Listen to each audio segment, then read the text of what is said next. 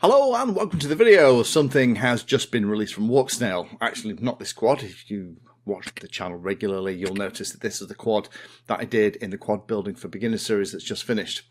Inside here is the new thing from Walksnail that's just been released today. I was lucky enough to get one shipped to me at the beginning of December, and I've been testing it over the past 6 weeks. And I wanted to kind of run through my thoughts, what it is, how it works, and more crucially, what I think this means for the hotting up competition around the HD FPV marketplace. Now, the one thing that I'm not going to call this video is a review, and I think anyone releasing a video today when this system has just come on the website, I will be very nervous of anyone calling their video a review.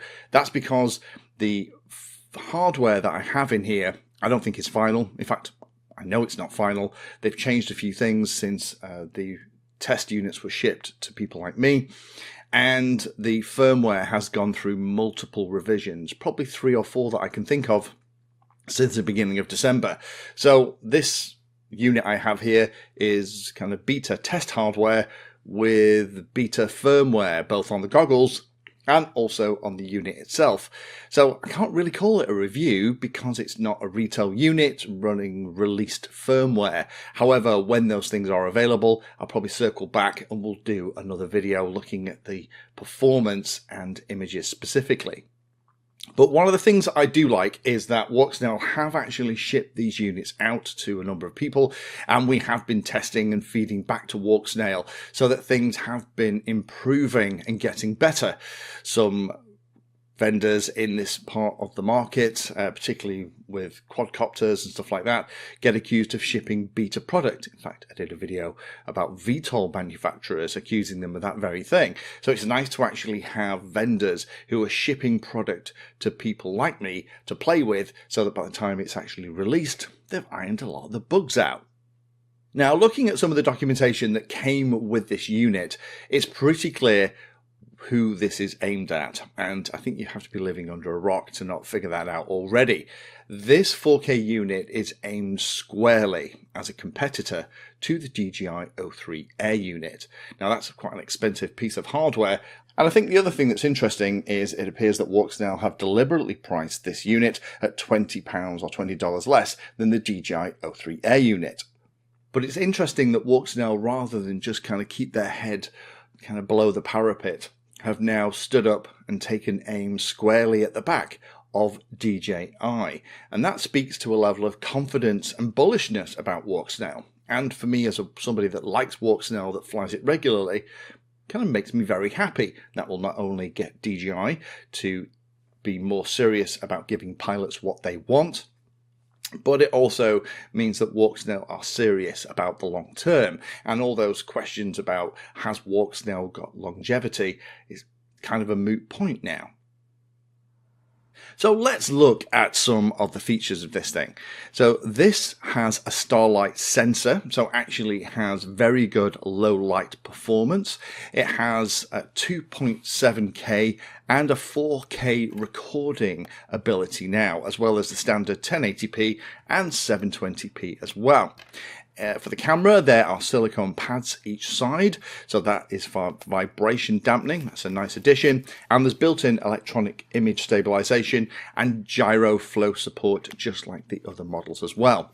Manual shutter settings, manual max ISO settings, and on the front of the camera, there is a standard ND8 filter that is shipped with the unit as well. I hope that means that there will also be other ND filters available for when you're flying in darker and lighter conditions.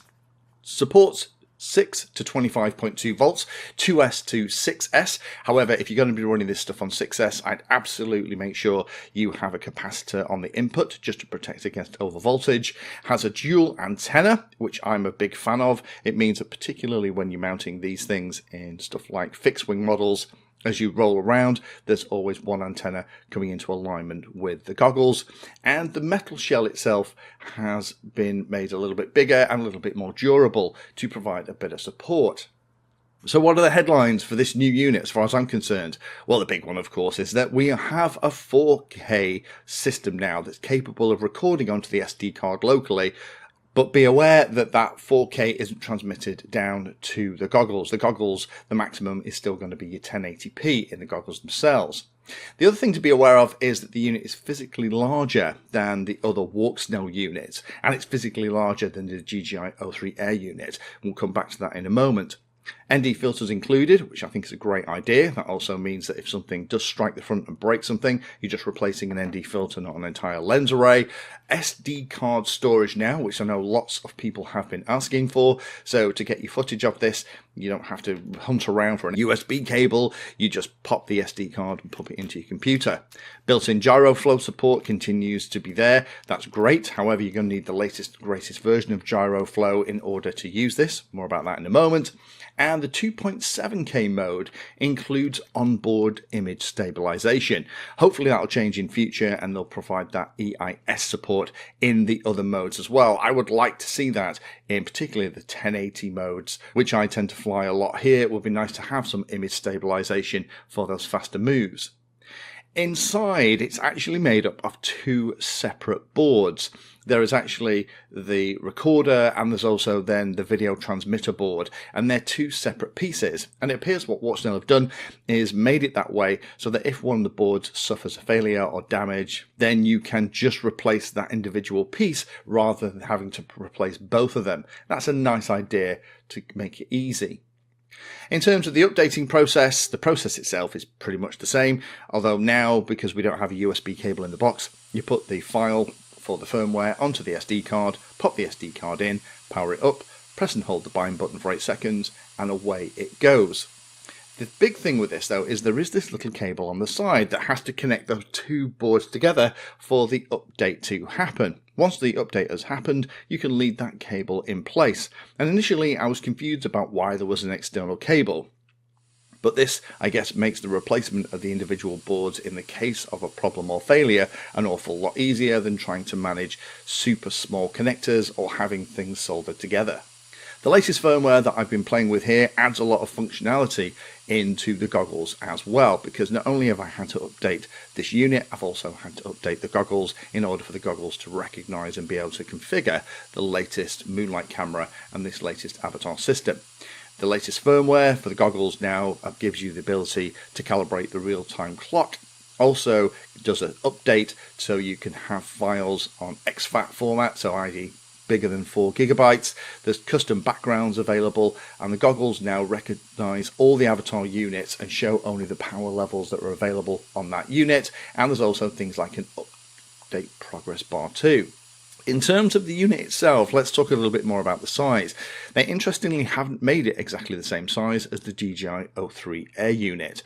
The DJI unit is 30.5 by 30.5 by 14.7 millimeters. The 4K Walksnail Avatar unit is 34.4 by 34.4 by 17 millimeters. So it won't fit directly into any of those systems that have been designed specifically for the DJI O3 Air unit.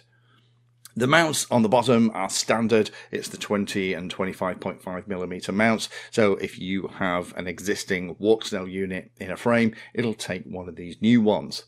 The extra height for me was a little bit of a challenge because I only had limited vertical space at the back of what is still quite a lot of room inside this SpeedyBee frame. I have fitted it into this and I had to remove one of the posts for the capacitor. And the camera length of the new Moonlight camera does mean that it's a little bit prouder than I would like. I probably need to adapt the bracket, so be aware of that. You're going to need a relatively deep recess to mount the camera compared with the other Walksnail cameras that are available. In terms of use, it just behaves exactly like you'd expect it to. You fly it, it records onto the SD card, you pop the SD card out, and then you can download the data and the gyro flow stuff, and then you can play with all of that. Be aware though that for the 2.7K and 4K recording modes, you need to change the frame rate in the goggles from high to standard to be able to access those. If you are playing with this stuff and you find that you can only get the 720p and the 1080p resolutions in the avatar unit looking in the goggle menu, that will be your problem. I struggled with that myself for about half a day. The other thing is, if you're going to use it with GyroFlow, you do need support for the latest version, and that is going to be for any version of GyroFlow released after about the 2nd of December 2023 should have the inbuilt support for this system. I will be showing more footage and tips when that firmware is final, and I can confirm that this test unit I have here is the same performance as the final retail unit. There is a lot of stuff that I like about this 4K Moonlight system from Walksnail.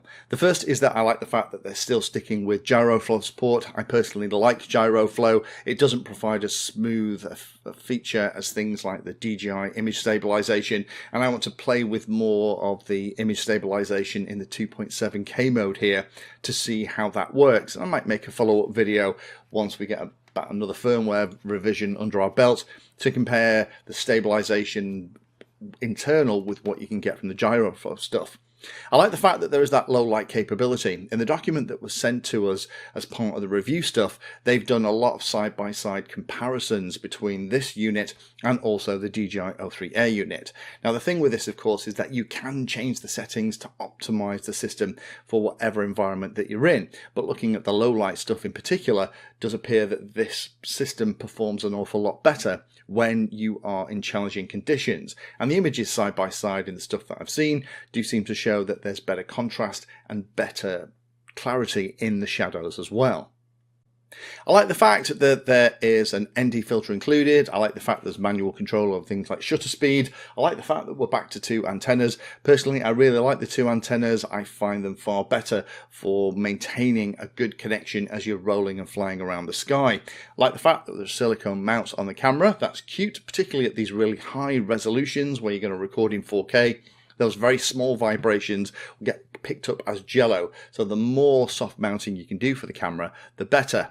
And I like the fact that onboard stabilization for the footage has started to appear. I really hope we start to see that in other of the modes as well. And the other thing that I'm quite pleased about is that I've been testing this quad with a GPS on the back, and I can attest that for this test unit it isn't stopping the GPS getting a lock, and I can fly this with Beta Flight Rescue mode with the Walksnail system powered up without the GPS being knocked out, and that's good news too. Things to be aware of and questions that I still have. Well, the image stabilization feature I still want to know a little bit more about, and I want to do some more testing on. I would love it to appear in different modes, not just the 2.7K. The unit itself is physically a lot larger than the other ones, so be aware of that if you're going to be putting it into a model. Don't forget you're going to need an SD card to record to, but then that's kind of one of the big pluses of this system. There is that little cable that needs attaching on the side in order to do the update. Again, I was initially a little bit confused about why there was an external cable, but now I know that the two boards are kind of designed to be user replaceable. Having that cable on the side, although looks a bit scruffy, I kind of understand why they did that. Although having some kind of riser inside that connected the two boards would have probably been a neater option. Updating is obviously via the SD card, so you won't get a USB cable in the box. I know that confused me when I first unpacked it. And finally, this review unit here, they did warn us that on 6S it can get incredibly hot. Apparently that is one of the things that has been changed for the retail units, so that's an awful lot better. However, don't forget that on 6S, I would still make sure that you have lots of capacitors around. Walksnail units don't like big voltage spikes when you're running on a 6S system. They tend to get fried. So as I said at the beginning, this can't be a real review of this because it's not the final hardware and it's not the final firmware. And as the firmware continues to evolve, things are going to get better. So this is more just kind of awareness piece to let you know that this technology now exists. This is, I think, going to be more aimed at those professional videographers who want to be able to record in the high resolution and then subsequently edit that video and maybe stabilize it and play with stuff as well. It's really interesting though that Walksnail are absolutely gunning for DJI and have basically tried to make a DJI O3 Air unit killer that is a very bullish situation, and I'm fascinated to see how that's going to shake out over the next couple of months. DJI have allegedly been telling vendors like BTRFPV and others that when they produce their ready-to-fly quads, they have to produce them only for the DJI O3 Air unit. DJI will only do that if they're worried about the competition from the other systems that are about, and it looks like they should be worried because Walksnail is absolutely coming for them. Will that make a difference to DJI? I don't know, but hopefully it'll make DJI step their game up a little bit more and not just use anti-competitive tactics, if that's what they're doing, to try and stop people like Walksnail taking even more of their market share. But for me, for somebody that has enjoyed flying the Walksnail system, this gives me an awful lot of confidence that these guys are very serious about this market. And am I going to be buying lots of these 4K units to put in my models? No, probably not, because I'm very happy flying in the 1080p modes and the 720p modes with the other systems that I have. But for those of you that have been desperate for an O3 Air unit equivalent in the Walksnail system with 4K SD card and those other features as well, it's been released today. Thank you for watching the video. If you watch my videos and find them useful, then please take a moment to hit the like and subscribe button. It helps the channel a lot. If you really like what I'm doing here, you can become a Patreon and support the time I spend helping others and get access to lots of exclusive benefits. Link is in the video description. Remember that all the videos on the channel are organized into playlists, so you can easily use those playlists to find all the videos on a subject that you are interested in. Add Painless 360 to your searches on Google and YouTube, and it'll help you find my content for any particular topic. Thanks again for watching, and as always, happy flying.